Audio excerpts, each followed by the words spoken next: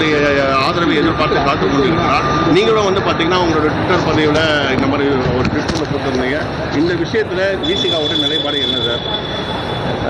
தலைவர் எடுக்கின்ற முடிவுக்காக நாங்கள் காத்திருக்கிறோம். தலைவர் எடுக்கிற முடிவு நேற்றைக்கு வந்து உயர்நிலைக்குழு கூட்டம் எடுத்துக்கிற முடிவு. இதை ஒட்டி தலைவர் அறிவிப்பார். தலைவர் அறிவிப்புக்காக நாங்கள் காத்திருக்கிறோம். அதேமாதிரி கம்யூனிஸ்ட் உள்ளிட்டவர்கள் வந்து பார்த்தீங்கன்னா நேற்று ஆதரவு தெரிவிச்சிருக்காங்க. விஜய் அவர்கள் வந்து இப்போ வந்து பெரும்பான்மை நிர்வாகத்தை பட்சத்தில் ஆளுநர் ஆட்சி வந்து அமைய போகுது. ஆளுநரோட ஆட்சி அமைவது வந்து தமிழகத்துக்கு வந்து இல்லை, எப்போவுமே வந்து விடுதலை சிறுத்தைகளை பொறுத்தளவு ஆளுநர் அப்படிங்கிற இதை ஏற்றுக்கொள்வதில்லை. அவருடைய ஆட்சியும் நாங்கள் ஏற்றுக்கொள்வதில்லை. மக்களாட்சி தான், மக்களுக்கான ஆட்சி தான் தொடர வேண்டும் என்று நாங்கள் விரும்புகிறவர்கள், அமைய வேண்டும் என்று நாங்கள் விரும்புகிறவர்கள்.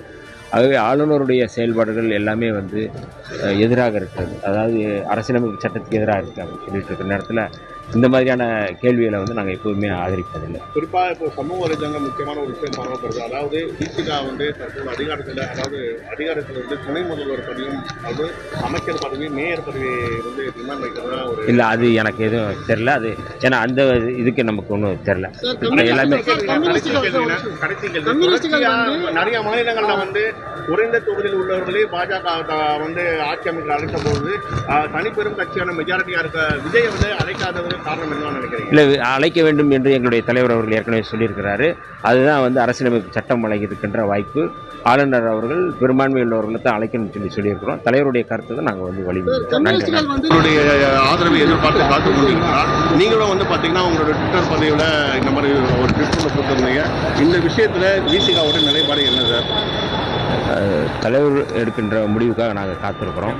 தலைவர் எடுக்கிற முடிவு நேற்றைக்கு வந்து உயர்நிலைக்குழு கூட்டம் எடுத்துக்கிற முடிவு. இதை ஒட்டி தலைவர் அறிவிப்பார். தலைவர் அறிவிப்புக்காக நாங்கள் காத்திருக்கிறோம். அதேமாதிரி கம்யூனிஸ்ட் உள்ளிட்டவர்கள் வந்து பார்த்தீங்கன்னா நேற்று ஆதரவு தெரிவிச்சிருக்காங்க. விஜய் அவர்கள் வந்து இப்போ வந்து பெரும்பான்மை நிர்வாகத்தை பட்சத்தில் ஆளுநர் ஆட்சி வந்து அமைய போகுது. ஆளுநரோட ஆட்சி அமைவது வந்து தமிழகத்துக்கு வந்து நல்லதா? இல்லை, எப்போவுமே வந்து விடுதலை சிறுத்தைகளை பொறுத்தளவு ஆளுநர் அப்படிங்கிற இதை ஏற்றுக்கொள்வதில்லை. அவருடைய ஆட்சியும் நாங்கள் ஏற்றுக்கொள்வதில்லை. மக்களாட்சி தான், மக்களுக்கான ஆட்சி தான் தொடர வேண்டும் என்று நாங்கள் விரும்புகிறவர்கள், அமைய வேண்டும் என்று நாங்கள் விரும்புகிறவர்கள். ஆகவே ஆளுநருடைய செயல்பாடுகள் எல்லாமே வந்து எதிராக இருக்கிறது. அதாவது அரசியலமைப்பு சட்டத்துக்கு எதிராக இருக்குது அப்படின்னு சொல்லிட்டு இருக்கிற நேரத்தில் இந்த மாதிரியான கேள்விகளை வந்து நாங்கள் எப்போதுமே ஆதரிப்பதில்லை. குறிப்பாக இப்போ சமூக வலைதளங்கள் முக்கியமான ஒரு விஷயம் பரவப்படுது. அதாவது விசிகா வந்து தற்போது அதிகாரத்தில் வந்து துணை முதல்வர் பதவியும் அது அமைச்சர் பதவி, மேயர் பதவி வந்து டிமாண்ட் வைக்கிறதா ஒரு இல்லை, அது எனக்கு எதுவும் தெரில. அது ஏன்னா அந்த இதுக்கு நமக்கு ஒன்றும் தெரில.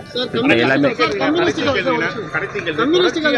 நிறைய மாநிலங்களில் வந்து குறைந்த தொகுதியில் உள்ளவர்களே பாஜக வந்து ஆட்சி அமைக்க அழைத்த போது தனிப்பெரும் கட்சியான மெஜாரிட்டியாக இருக்க விஜய் வந்து அழைக்காதது காரணம் என்ன நினைக்கிறீங்க? இல்லை, அழைக்க வேண்டும் என்று எங்களுடைய தலைவர் ஏற்கனவே சொல்லியிருக்கிறாரு. அதுதான் வந்து அரசியலமைப்பு சட்டம் வழங்கியிருக்கின்ற வாய்ப்பு.